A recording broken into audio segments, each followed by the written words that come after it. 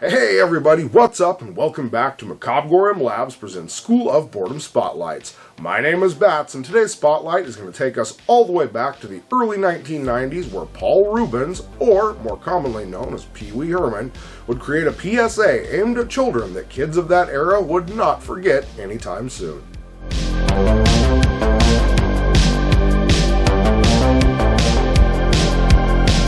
This one only kind of dates back to the year 1991 and has direct ties to the ridiculous Just Say No debacle. Yes, the debacle created by the way too ambitious, short-sighted, and half-witted Reagan administration. We are going to cover both the Just Say No and Dare programs in future videos, but for this one we're just going to give a brief rundown of what they were for context. The Just Say No campaign was designed to teach kids to, well, just say no, to drugs and alcohol.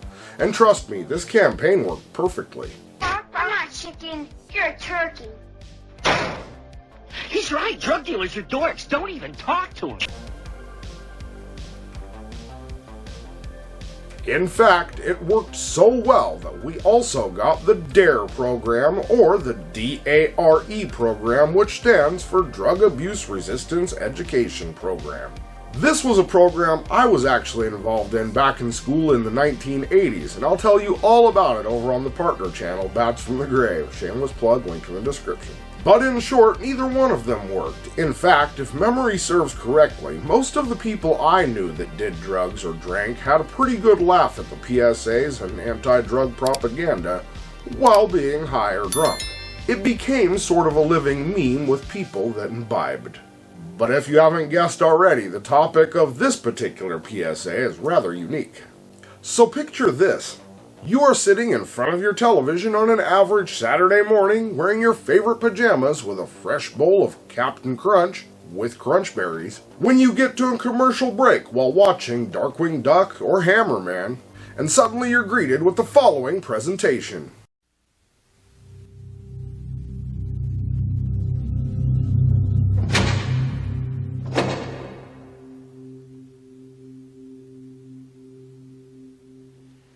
This is crack, rock cocaine. It isn't glamorous or cool or kid stuff. It's the most addictive kind of cocaine, and it can kill you. What's really bad is nobody knows how much it takes. So every time you use it, you risk dying. It isn't worth it. Look, everybody wants to be cool, but doing it with crack isn't just wrong. Could be dead wrong.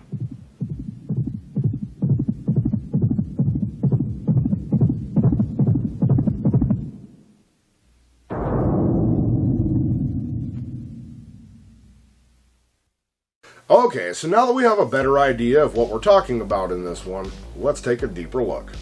The PSA opens up with a black screen where the words "A Special Public Service Announcement" are displayed.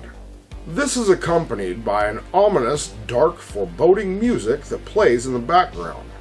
This is so we know it's about to get serious. We transition into a very dark, bland set where we see a studio camera and a couple of spotlights loudly clack on. This don't feel like an average Saturday morning to me. We then get a semi-close-up of Pee-wee Herman's upper torso and head set in front of a semi-lit background, where he then fades into the spotlights, becoming visible. But as you can see, this is not the Pee-wee we all came to know. Something's different.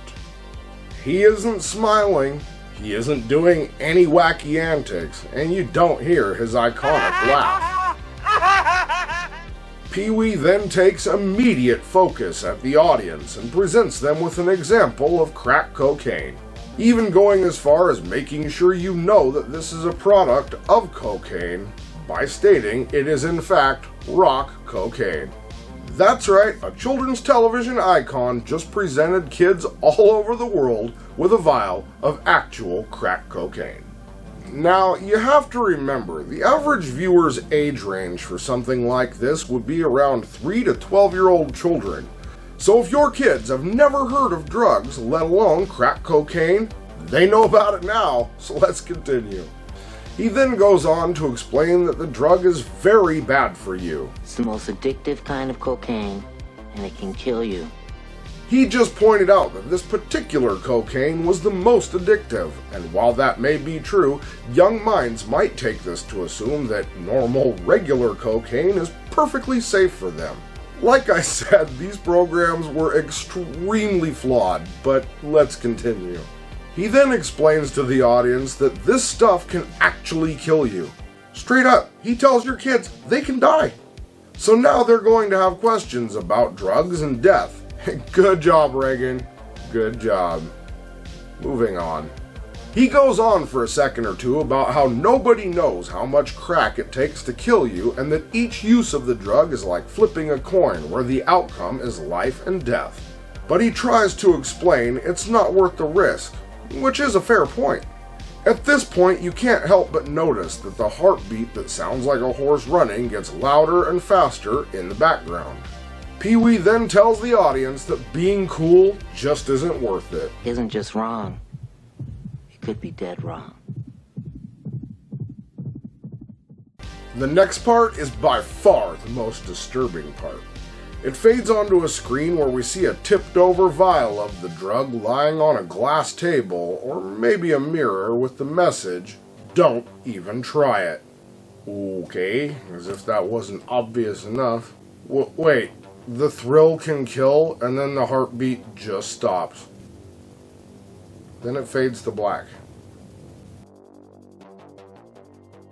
But don't worry, because after a cereal and 2 toy commercials, you'll be right back to enjoying the awesome antics of Darkwing Duck before you know it.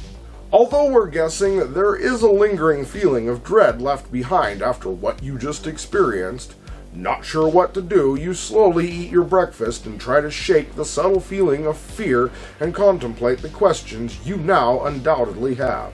But for now, the big question, why was this even made? Well, like I said, this was part of the anti-drug movement of the 1980s through 1990s.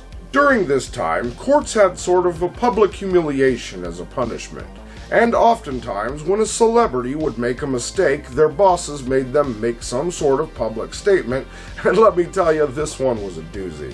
So this one goes all the way back again to 1991, when one Mr. Paul Reubens was attending a film in an adult movie theater, where he got caught and arrested for polishing his helmet in public. The official charge was indecent exposure. For those of you that don't know, Paul Reubens is more commonly known as Pee-wee Herman. Luckily, there were no children involved in this incident. However, he is a children's television host, so as far as we can tell, and we might only slightly be off, he was forced to around 70 hours of community service, during which he would film in a different anti-drug public service announcement. We'll try to make a spotlight on that one too, provided we can find it. So you may be asking yourself, why did I go over all of this with you if it had nothing to do with this particular PSA?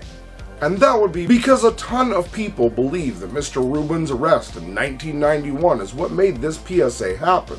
But in fact, it was only responsible for this PSA being rediscovered, because this one is actually the second of 2 times that he's had to make a PSA as punishment. Although we're unsure what crime he committed to make the original one happen, this one was actually not related to that theater incident. And before we wrap up, let's take a look at some of the weird theories and other things people think about this PSA.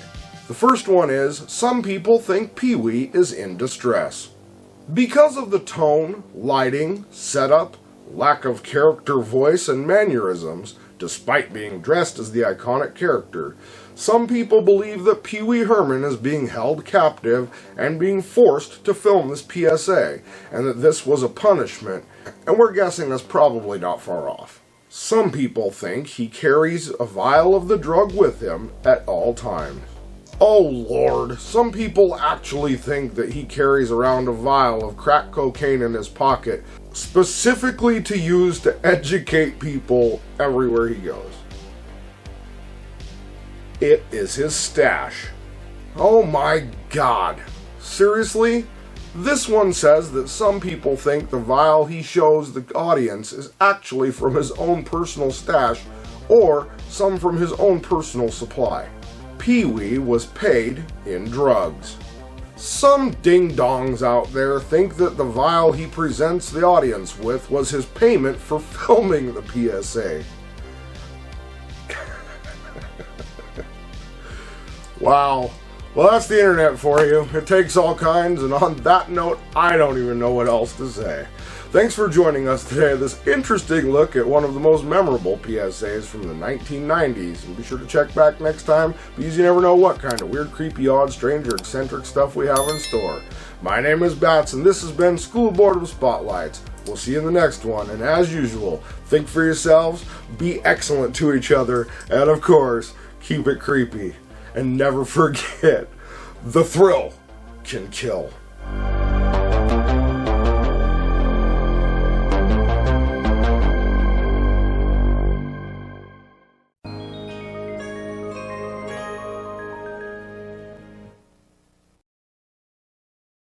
Hey, thanks for checking out our video. If you enjoyed this one and would like to see more of our weird, creepy, odd, eccentric, or strange content as soon as it comes out, please feel free to click like, subscribe, and turn on notifications for more. We'll see you later. Keep it creepy.